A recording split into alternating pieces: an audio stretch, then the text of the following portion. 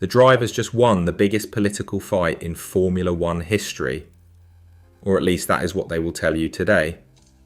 The real story is a lot worse than that. Yesterday in London, the FIA voted to tear up its own 2026 regulations. With 3 races gone, every team said yes, every manufacturer said yes, every driver said yes, after 6 months of screaming at each other in public. And the numbers they actually agreed on do not match what the drivers were fighting for. This was not the victory. This was the cover-up.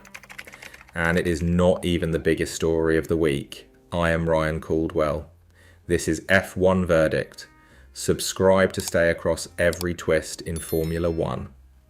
Now let us get into it. 5 days since our last video went up, and the paddock has managed to rewrite its own rulebook, restart the Verstappen exit clock, panic hire a new Red Bull boss, and watch Aston Martin slide further into the worst season of Adrian Newey's career. Let us take them in order. Monday afternoon in Geneva, a package of mid-season refinements to the 2026 regulations. Agreed by the FIA, agreed by every team principal, agreed by every power unit manufacturer, and agreed by FOM. Announced publicly at 4:30 UK time. Changes take effect at Miami on the 3rd of May, 3 races into the new rule set. That has never happened in this sport. And this is where every other channel covering this story today has it wrong. The drivers asked for 6 megajoules. That was the number. I have gone back through every public statement. Verstappen, Russell and Leclerc made about 2026 energy in the last 3 months. And they all named 6 megajoules specifically. For months, Verstappen said the 2026 cars were Formula E on steroids. He said they were going to cause accidents at the first long straight. The drivers publicly backed a recharge limit of 6 megajoules per lap. The FIA gave them 7. 7 is lower than the original 8. So yes, the energy management problem does get slightly better.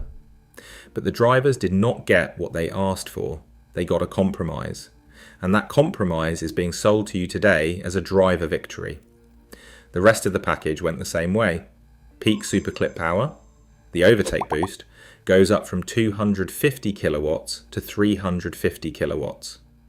The MGU-K race deployment is limited to 250 kilowatts outside overtaking zones. There is a new boost cap of plus 150 kilowatts during the race. The number of races on alternate lower energy limits goes up from 8 to 12 per season. A new low power start detection system with flashing warning lights will be trialled at Miami before being adopted full time. Go through all that carefully, and one fact jumps out. The teams kept more of what they wanted than the drivers did, Mercedes in particular, because Mercedes has designed its 2026 car around energy management.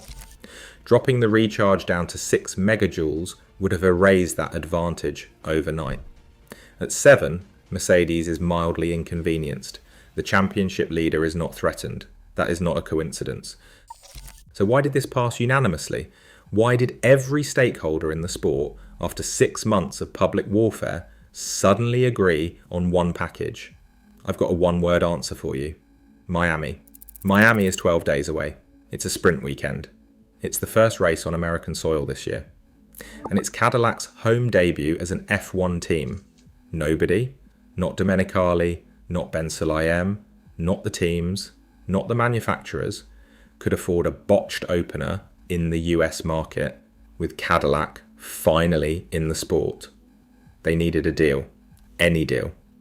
And the deal they landed is the one that gets everyone to Miami without anyone losing face in public. I went through the FIA official statement line by line yesterday. There is no friction in the language, no dissenting footnote. Every party is quoted saying it's the right outcome. That isn't unity, that's triage. Which brings me straight to the moment that tells you the real state of this paddock. Toto Wolff, hours after the vote, went on record saying that criticism of the 2026 rules should happen behind closed doors, not in public. He was talking about Verstappen.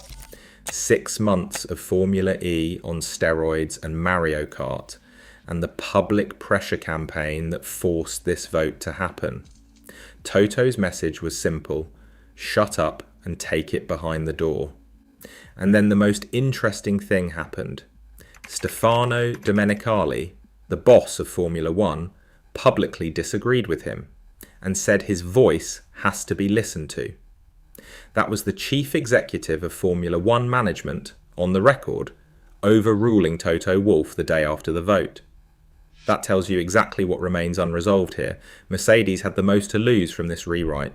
Wolff is still fighting a war the rest of the paddock has officially ended, and the sport's own CEO just told him in public that he is wrong. One more story from this week got buried under the rules vote, and it might matter more in 6 months than anything the FIA did yesterday. Verstappen's 2027 exit clause is alive. ESPN and GP Fans both ran refreshed reports yesterday confirming the clause is still active. If Max is outside the top 2 at the summer break, he can walk. He is currently 9th in the championship. And there's a new wrinkle. Red Bull are reportedly prepared to pay him around £60 million a year to sit out the 2027 season entirely, rather than let him drive for a rival. Go through what that actually means. The team is now openly planning for a world where Max leaves, and they'd rather pay him to sit on a beach than watch him win for Mercedes. I think that tells you the internal confidence at Red Bull is on the floor, which is backed up by the next story. On Tuesday, Red Bull confirmed Andrea Landi is joining on the 1st of July as head of performance engineering. 16 points after 3 races and 6th in the constructors. A team that told us nothing was wrong has now hired a senior performance boss mid-season. This is a panic hire. I called this in the Red Bull falling apart video 6 days ago. The restructuring has started, and it is not going to stop with Landi. But the biggest disaster of this week is not at Red Bull. It is in green. Aston Martin had the most expensive pre-season of any team on the grid. They have turned up with a car that is 4 seconds off the pace.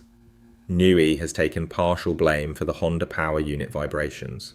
Alonso and Stroll have cut their own session short because of those vibrations. On Sunday, Formula1.com's official 3-round review quietly admitted that reliability issues are now curtailing practice for both drivers. This is a team falling apart in public. The most legendary designer of the modern era is team principal for the first time, running a car he helped design, a car his drivers do not want to drive. I do not know what that is called, but I know it is not winning. So here's the verdict on the week. Verstappen won a rule fight without ever going near a racetrack. The rest of the grid got 7 megajoules and a pat on the head. Red Bull admitted their season is off the rails, and Panic hired a new performance boss.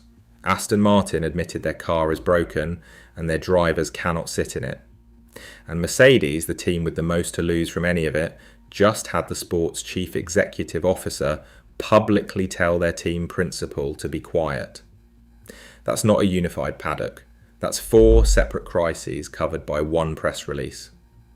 Miami is the first time any of these compromises meets a long straight, a safety car, or a bad start. But the politics will not wait for a race weekend. There are 12 days between now and the opening lap in Florida, and none of these stories are going to stay quiet. Expect another leak, another exit threat, another panic move before the cars even roll out. I'll be across every one of them as they drop. That's the verdict for this week. If you want the story behind the story, instead of another Drivers One headline, hit subscribe. I cover it every week. I'm Ryan Caldwell. This is F1 Verdict. Talk to you in the next one.